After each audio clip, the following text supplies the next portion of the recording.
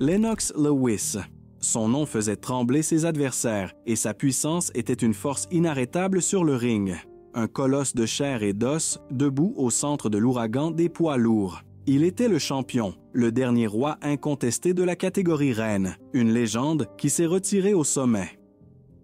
Mais son histoire a pris un tournant dramatique et mélancolique, et à 59 ans, la manière dont il vit aujourd'hui est triste. Voici le récit de son ascension fulgurante, de sa descente énigmatique dans l'ombre, et de la vie tragique et solitaire du roi que le monde a cessé de regarder. Tout commence le 2 septembre 1965 à West Ham, à Londres. Né de parents jamaïcains, Lennox Lewis n'était pas un bébé comme les autres. Il pesait 4,8 kilos à la naissance. Un médecin, en le voyant, déclara qu'il avait une tête de Lennox, et ce nom resta gravé dans l'histoire. Très jeune, c'était un enfant dur. Il n'avait pas peur de se défendre et se battait souvent. À l'âge de 12 ans, sa vie changea radicalement lorsqu'il déménagea à Kitchener, dans l'Ontario, au Canada. Là, au Cameron Heights Collegiate Institute, il ne passa pas inaperçu. Il devint un athlète complet, se démarquant en football, en basketball et en football canadien. Il joua un rôle essentiel dans la victoire de son équipe de basketball au championnat provincial de l'Ontario en 1982-1983. Mais c'est la boxe qui captiva vraiment son attention. En 1978, il commença à s'entraîner avec une telle intensité qu'il allait bientôt rejoindre l'élite de la boxe amateur. Son talent était indéniable. En 1983, il gagna une médaille d'or au championnat du monde junior. À seulement 18 ans, il représenta le Canada aux Jeux olympiques d'été de 1984 à Los Angeles. Il ne remporta pas de médaille cette année-là, mais il atteignit les quarts de finale, une performance impressionnante. Ses entraîneurs, Adrien Theodorescu et Harry Bowe, voyaient en lui un énorme potentiel. Ils savaient que Lennox avait la force et la taille, mais aussi une nature calme. Ils durent faire ressortir l'agressivité cachée en lui. C'est ainsi qu'ils le formèrent, le transformant en l'un des meilleurs. Contrairement à beaucoup, Lennox ne se précipita pas pour devenir professionnel. Son objectif était clair, remporter la médaille d'or olympique. Il visa les Jeux de 1988, après avoir déjà remporté l'or aux Jeux du Commonwealth en 1986. Il affronta des adversaires redoutables, comme le Cubain Jorge Luis González, contre qui il perdit aux Jeux panaméricains de 1987 dans une décision serrée. Lennox avoua que son désir de mettre KO González l'avait empêché de boxer intelligemment. Seulement 8 jours plus tard, dans un second combat, il le vainquit. Son grand moment arriva en 1988, aux Jeux olympiques de Séoul, en Corée du Sud. En finale pour la médaille d'or, il affronta un futur rival, Riddick Bowe. Lennox domina le combat de façon si écrasante que l'arbitre l'arrêta au deuxième round. Lennox Lewis remporta la médaille d'or. Il devint le premier Canadien en 56 ans à ramener une médaille d'or olympique en boxe.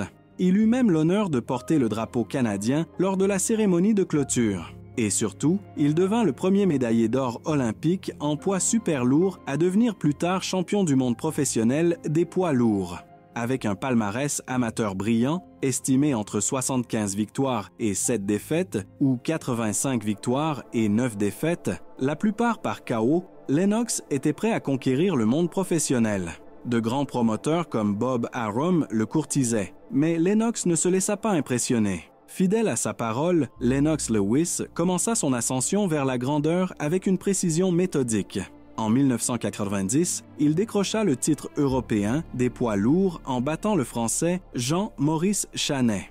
Un an plus tard, en 1991, il remporta le titre britannique en battant l'invaincu Gary Mason. Et en avril 1992, il ajouta à sa collection le titre du Commonwealth après avoir vaincu Derek Williams. À ce moment-là, Lewis faisait déjà partie du top 5 mondial des poids lourds. Sur sa route, il battit des boxeurs notables comme l'ancien champion Mike Weaver et le médaillé d'or olympique Tyrell Biggs. Mais le tournant arriva le 31 octobre 1992. Ce soir-là, il mit KO le redouté Donovan Razor Ruddock en seulement 2 rounds. Cette victoire le consacra comme le challenger numéro 1 du WBC. Le champion WBC à ce moment-là était Riddick Bowe, le même homme que Lewis avait battu au GO. Mais Bowe refusa de l'affronter. Dans un acte de lâcheté historique, il jeta sa ceinture à la poubelle pour éviter le combat. Le WBC, en réponse, attribua le titre à Lewis, faisant de lui le premier champion britannique des poids lourds du 20e siècle. Il défendit sa ceinture avec succès contre Tony Tucker, Frank Bruno et Phil Jackson. Son combat contre Bruno fut historique. C'était la première fois que deux boxeurs britanniques s'affrontaient pour un titre mondial des poids lourds dans l'ère moderne. En 1988, Lewis, alors champion incontesté, affronta le puissant Shannon, The Cannon Briggs. Ce qui devait être une simple démonstration de force devint un cauchemar. Briggs, doté d'une puissance de KO effrayante, accula Lewis dès les premiers rounds. Mais Lewis, piqué dans son orgueil, répondit avec une précision clinique. Il démolit Briggs coup par coup, jusqu'à un KO brutal. La même année, il affronta Jelko the Croatian Tiger Mavrovic, un boxeur peu connu mais incroyablement résistant. Habitué à terrasser ses adversaires, Lewis rencontra cette fois un véritable mur. Il envoya une pluie de coups, près de 200 de plus que son adversaire. Mais Mavrovic les encaissa tous sans broncher. Ce fut un duel d'endurance et de volonté. Lewis dut faire preuve d'intelligence, de stratégie, prouvant que sa grandeur ne résidait pas seulement dans ses KO, mais dans sa capacité à s'adapter et à vaincre n'importe quel adversaire. Mais en 1994 survint la première grande chute. Lewis subit une défaite inattendue contre Oliver McCall. Même s'il se releva rapidement après avoir été mis au sol, l'arbitre arrêta le combat, jugeant qu'il n'était pas en état de continuer. Lewis considéra que l'arrêt était injuste, mais la défaite était là, inscrite dans son palmarès. Ce fut un moment crucial. Après cette défaite, il remplaça son entraîneur Pepe Correa par le légendaire Emanuel Steward, une décision qui transforma sa carrière. Steward n'était pas seulement un entraîneur, il devint une figure paternelle pour lui. Sous sa direction, Lennox reconstruisit sa carrière avec des victoires contre Lionel Butler, Tommy Morrison et Ray Mercer.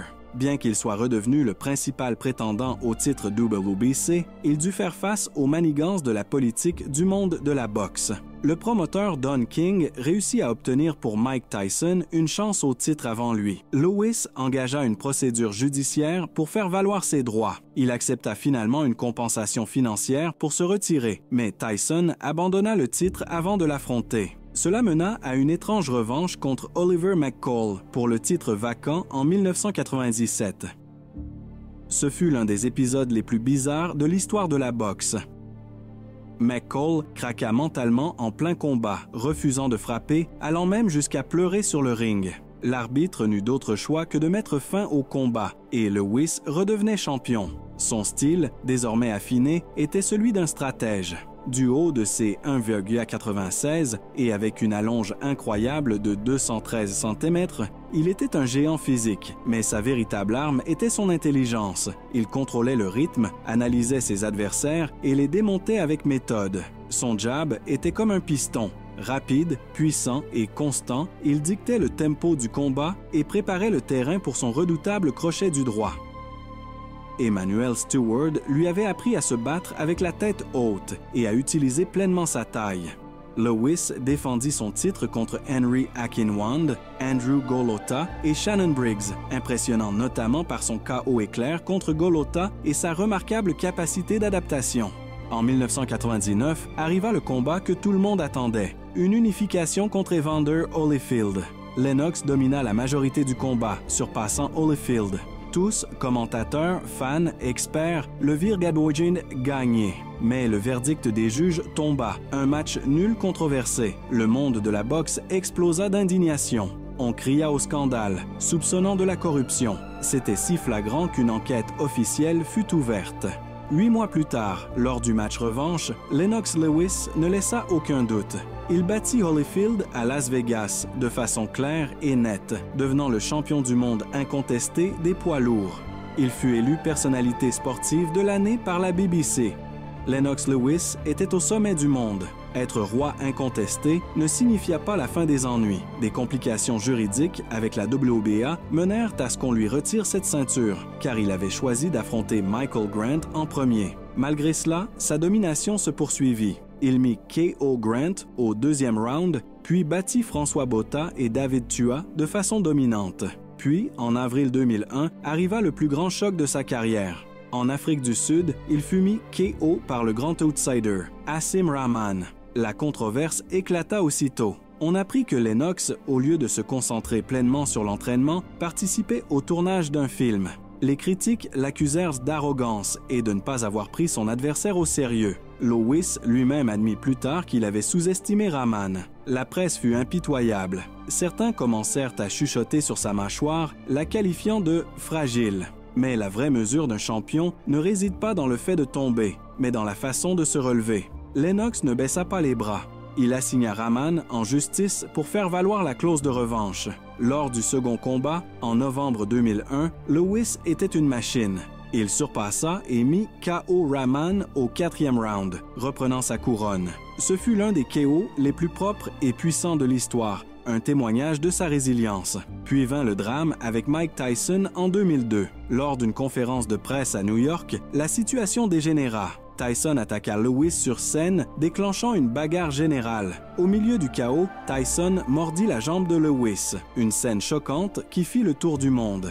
Tandis que la santé mentale de Tyson était remise en question, Lewis resta d'un calme presque surhumain. Quand ils se retrouvèrent enfin sur le ring, Lennox domina Tyson de bout en bout, le mettant KO au 8e round. Une performance propre, puissante, qui fit taire tout le cirque médiatique. Malgré ses succès, quelque chose clochait. Il avait du mal à gagner le cœur du public. Les Britanniques ne l'aimaient pas pleinement et les fans américains restaient tièdes.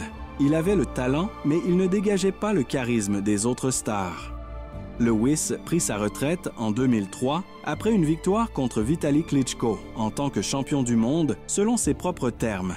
Un fait rare en boxe. Il s'en alla avec un palmarès impeccable. Il avait vengé chacune de ses défaites, battu tous les adversaires qu'il avait affrontés. Il défendit sa ceinture avec succès 14 fois et régna plus de 3000 jours, soit plus de 8 ans, le 4e règne le plus long de l'histoire des poids lourds. Mais avec cette étrange retraite débuta sa véritable descente, pas en tant que légende, mais dans la mémoire collective. L'homme qui avait tout gagné, battu 15 champions du monde, rejoignant les légendes comme Muhammad Ali ou George Foreman, s'éclipsa lentement des projecteurs. Aujourd'hui, à 59 ans, Lennox Lewis mène une vie qui, vue de l'extérieur, semble un rêve. Sa fortune est estimée à 140 millions de dollars en 2025. Il habite dans une magnifique villa à Miami et possède une autre propriété en Jamaïque. Il a une collection de voitures de luxe, dont une Rolls-Royce Phantom personnalisée, porte des costumes de grands créateurs et est marié depuis 2005 à Violette Chang, avec qui il élève ses enfants avec amour. Il affirme que la paternité lui a apporté plus de paix que la boxe. Mais ce qui est réellement triste et mélancolique, c'est que malgré tous ses accomplissements, Lennox ne semble jamais recevoir la reconnaissance qu'il mérite. Il a été le dernier champion incontesté des poids lourds pendant plus de 2 décennies. Et pourtant, quand on évoque les plus grands de la boxe, son nom est souvent oublié, sauf par ses fans les plus fidèles. La véritable tragédie n'est pas qu'il soit tombé, c'est que le monde ait cessé de le regarder trop tôt. Le roi, le dernier incontesté, vit dans un empire de souvenirs qui s'efface. Voici l'histoire que nous voulions vous raconter. L'histoire de l'ascension fulgurante d'une légende, de ses triomphes écrasants et de l'écho amer de son oubli.